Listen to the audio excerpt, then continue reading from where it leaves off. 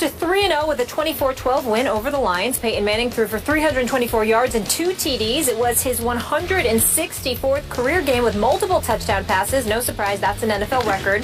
2 wins were against playoff teams from last year. Both the Ravens and the Lions were in the playoffs. Skip, did this game end the questions about Peyton Manning? There's been so much speculation about him this season.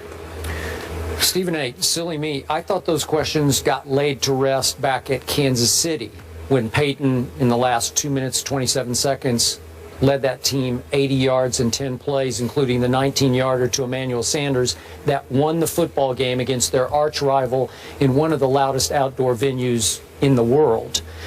And yet, it seemed like NBC's storyline all last night was, could this be the end? Could this be the end of Peyton? Obviously, Chris Collinsworth said, that's a bunch of baloney. Well, it sure looked like a bunch of baloney to me last night because clearly Peyton won the power struggle with Gary Kubiak, so they went all shotgun last night. Now they're back to the running game that carried that team. Remember down the stretch last year when Peyton clearly was hurt, starting with that St. Louis game that you've talked about so many times, then the San Diego game at San Diego. They just ran the heck out of the ball down the stretch, and it carried Peyton through his obvious injuries. Well, now the running game's pretty much disappeared. Now it's all Peyton. 31 out of 42 for 324. I realize it's the Lions, but they just banked another big road win to me. And as Peyton pointed out, it's not the same Lions as last year, but they were in the playoffs. They did lose to my Dallas Cowboys at Jerry World. And the point is, they've beaten Baltimore, even though Baltimore might not be Baltimore. They were a playoff team last year in Kansas City. So they're off to a pretty great start. And Peyton's, look, he looks as effective to me as he has ever looked. I never worried about his arm strength because he never had much to begin with. I don't know what the problem is. He still looks like Peyton Manning to me at age 39. Skip Bayless, I agree with you, but I totally understand why there are question marks about the Denver Broncos. Over the last 3 years under Peyton Manning, they've been in the top 3 in terms of points scored. Last year, they were the #2 ranked offense in all of football, you know, putting up 482 points. This year, over the first 3 games of all the teams right now that are 3-0, they've got the second least amount of points at 74 to the Carolina Panthers. That's number 1. But also, Denver somewhat reminds me of Baltimore. Certainly Flacco is no comparison to Peyton Manning in my opinion, even though they both have the same amount of Super Bowl victories. They do. But the flip side to it is that just like Justin Forsett has lost his game and can't seem to run the football for the Baltimore Ravens, C.J. Anderson ain't doing it for the Denver Broncos. Is that him or the line? Well, it could be the line. It could be the line. But at the end of the day, we have to look. We have to look at what you have. Now, the line obviously was formidable. They've changed bodies like 3 or 4 different dudes on the offensive line. Positions. You're absolutely right. So you got to take that. And I appreciate that. Thank you. So you got that going on. But ultimately, at the end of the day, even when there was some question marks due to injuries in the past with the offensive line last year, we looked at a C.J. Anderson. The year before that, it was, you know, it was Monty Ball, and I forgot that another name escapes me. I got brain lock right here, right now. But no Sean Moreno. Right. So you've got that going on. So you had all of that, and they were running the ball relatively effectively. That's not happening right now. Okay. But I will say that that's the problem, and I think that's the question mark of why people are looking at Peyton Manning. But I agree with you. I think it's much ado about nothing because he can still do it. The biggest what I took from last night's game, the Detroit Lions. It was a competitive game, 14-12 at one point, and I still wasn't interested, and I couldn't figure out why. And then, bam, it hit me. And Ndamukong Suh being gone from that defense, that mystique is gone. They ranked 25th defensively, 27th against the pass, 20th against the rush. Nothing nasty at all about their defense. That's a problem. That in combination, there is just Megatron is no longer Megatron. Not that guy. He's not that guy. We've been talking about Dez Bryant, Antonio Brown, Demaryius Thomas, Julio Jones. We used to put Charles Johnson, Megatron, in that category. Sure. He was number 1. Well, he was the guy. And I'm saying, I loved watching I'm him. in no way saying that he's finished.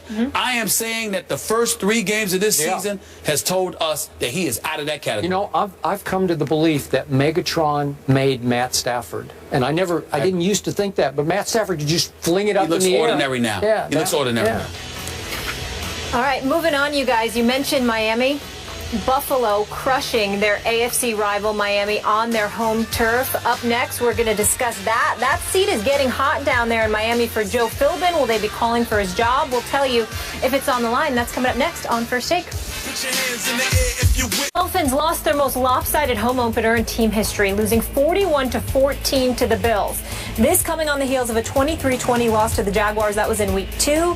Here is head coach Joe Philbin after the loss. The third game of the season. I mean, I wish we were playing better, but we are what we are right now. We're going to take a look at the tape and, you know, look into everything we're doing and make decisions that can help us become better quicker. I mean, there's no magic potion. I wish if I had a magic potion, I would have brought it out earlier. You know, going into the game, you know, we were fifth in the NFL in scoring defense. Obviously, we're not going to be that coming out of the game. And we didn't play very well on defense today whatsoever, and we have to do better. Stephen A., is it time for Philbin to go? Yes, it is. It's not something that I like to say. I'm sure that the man is knowledgeable about the game of football. I'm certainly not qualified to debate X's and O's and to dissect him to the degree that, you know, I'm qualified to sit there and say he's incompetent. I certainly would not. I'm not accusing Joe Philbin of that. What I'm saying is that he's not inspirational. He doesn't inspire. This team has never been 8-8 under his stewardship. This is his fourth season. He was 7-9 the first year, 8-8 the second year, 8-8 the third year, and now here they are. They have looked bad all 3 games, including their opening victory of the season against the Redskins. I just look at him. They're uninspiring at all. Now, everybody's been pointing the finger at Ndamukong Suh. I see effort. I see him I'm seeing them get double-teamed. I'm seeing them get triple-teamed. I thought Cameron Wake would do a better job playing alongside him on the line. That isn't taking place, and they absolutely positively can't defend against the run because they're ranked 30th in rushing. And you know, Tyrod Taylor and those boys did their thing. But Philbin got out-coached yesterday. Rex Ryan, and they just confused him. They ran the ball when he thought they would pass. You know, when he thought they would pass, they passed the ball when he thought they would run. And Philbin just seems to be anemic, just totally lifeless when it comes to really inspiring these guys to play some daggone football. And that's a very, very big thing in the sport of football. It can't just be about X's and O's. You watch Bill Belichick, he seems to speak these guys' language or get them to speak his. I agree. Philbin doesn't do that. There are some people who are meant to be coordinators. That is Joe Philbin. He needs to go. They need a new head coach, and they don't need to wait until the end of this season. Stephen Ross, who had Warren Buffett in attendance with him when they were down 27-0 in the first half and let the Buffalo Bills pile up 200 yards in the first quarter, he needs to get a new coach quick, fast, and in a hurry.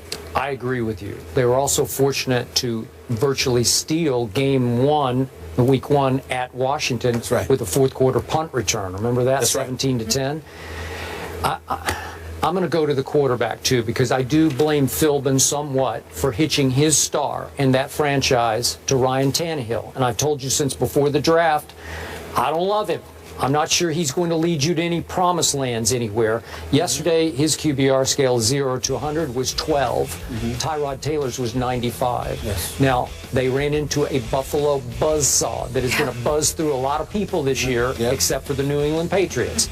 But in this case, they gave up, that defense, anchored by Sue, gave up 428 yards and 41 points. But meanwhile, Tannehill doesn't help you because he throws 3 interceptions. So first half. Yeah, and you're going to lose. You're going to get blown out at home if you're going to throw 3 first half interceptions in your home opener. The handwriting's all over the stadium wall that it's time for Philbin to go. But I thought it was before this year even started. You did, and the bottom line is this. South Beach and the folks down there in Miami don't want him there. Let's just call it what it is.